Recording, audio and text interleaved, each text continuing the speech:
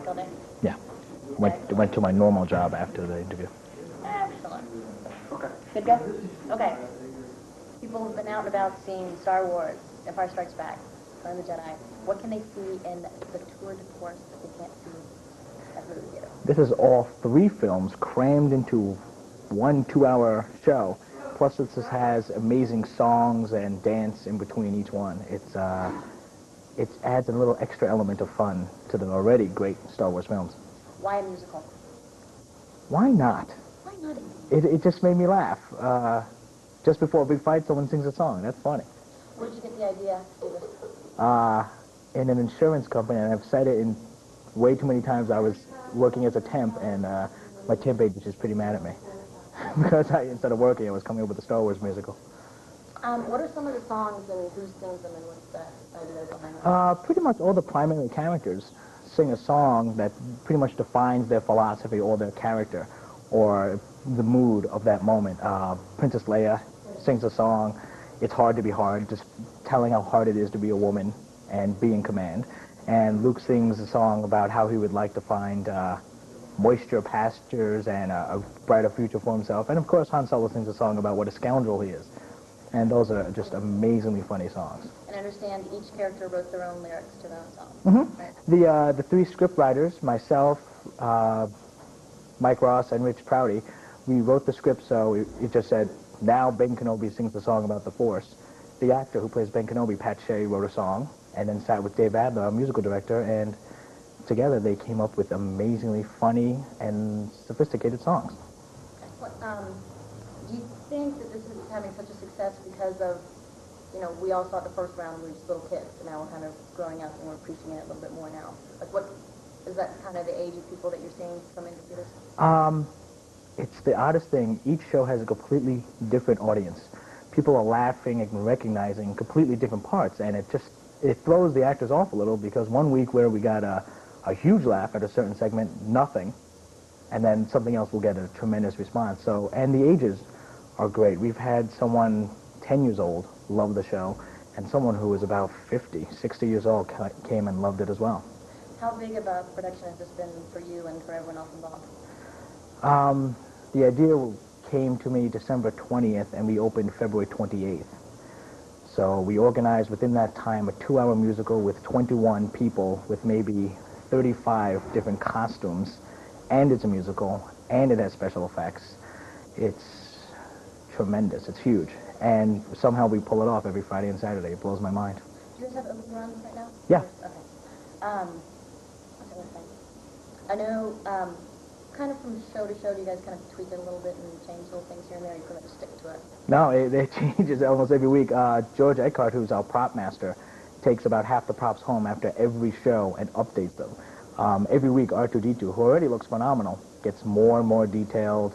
Darth Vader keeps adding buttons to his chest. Everyone just keeps adding on to their characters and props. Is there any improv in this, or is it all? There's some, as with any stage production, there's some improv that's not planned. Well, that makes sense. Something always happens with a show this big, with tons of music and special effects, and someone improv somewhere and it gets a laugh, and we don't plan it, it just happens. But it's predominantly scripted. Did you sit, or you and the rest of the writers sit and watch the videos and kind of write down some of the classic lines? Did you just know some of the corny lines from the thing? And we knew automatically which lines we wanted to use and which scenes had to be in. We did watch the films a lot, but basically that got us sitting there watching the films instead of working, so we had to scrap that pretty fast. What's one of your favorite scenes from the movie that you translated into? Empire Strikes Back is the best movie, and it's probably my favorite act. And the scene where they put Han Solo into the carbonite chamber and they actually freeze him, there are 18 people on stage with guns and costumes, and Han Solo actually gets frozen and he actually floats across the stage. I won't tell you how that's done. Excellent. I'll have to see the show. Okay, because I haven't seen the show yet, describe to me how you kind of go from the action, using the actual lines from the movie, to breaking into song, which obviously is no part of the movie. The oddest part is the movie seemed designed for that. In Star Wars, within the first 15, 20 minutes, Luke has a big fight with his aunt and uncle, says, "I'm never getting anywhere," and the scene cuts to him standing outside watching the sun set. And he just looks wistful into the distance as the music swells, and I thought, wow, that guy's going to sing right there. And so we have our Luke sing right there. Speaking of Luke, no offense, who do you think is the corniest character that was easiest to kind of write the musical and the goofy lines and stuff about? Probably Obi-Wan Kenobi. What? He has one song called Feel the Flow, and it's all about the Force, so it's not so much personal stuff. It's just this beautiful, deep baritone, melodic song about the Force. It's very Sound of Music-ish. Cool. Do you feel like you're kind of making fun of the movies, or is this kind of a tribute to it? It's like making fun of your sister. You love her so much you can make jokes about her that no one else is going to get, but the family loves. And anyone who's seen Star Wars is part of this family. And every time we make a joke, people go and they just go, I don't know what they're laughing at half the time. I have a pad I keep with me when I watch the show, and I write down every time something gets a big laugh we didn't expect, and the pad's full because I don't know why these people are laughing. You said this to me before. You kind of finding that you're having people coming back 2 and 3 times, kind of like a Rocky Horror Picture Show kind of deal? Yeah, it's official. We do have groupies. Someone came and I said, thanks so much for coming again. And he paid full price both times, which was surprising. And I said, thanks a lot for coming again. And he just looked at me dead in the eye and said, I'm going to be here every night. I said, all right. I have to put in my tax before him now. I'll start having T-shirts and stuff. Yeah. So far I know you haven't had any run-ins with the big man, George Lucas. You concerned about that? I seriously was very, very nervous about it until we had a rehearsal and we heard all of the songs in that rehearsal. And after I heard the songs, I knew I didn't have to be worried. There's so much care and thought and actual love in the songs. I can't see how he could watch the movie. If he watches the show, I don't think he'll be offended or upset because he'll see these kids actually care about my stories. If he sends his lawyers, they're not going to get it. Is this your favorite movie or set of movies? Ever? Sure. Like since you were a kid, is this thing, you can lie. You don't have to lie. It's close. There's no way I could ever do Psycho the musical, so this will have to be it.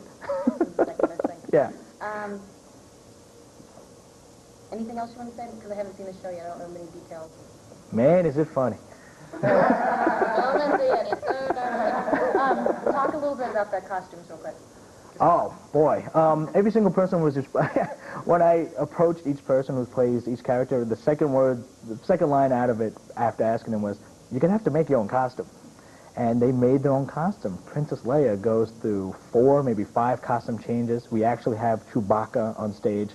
Darth Vader was the only person allowed to actually buy their headgear. Everything else had to be made from home. And they did.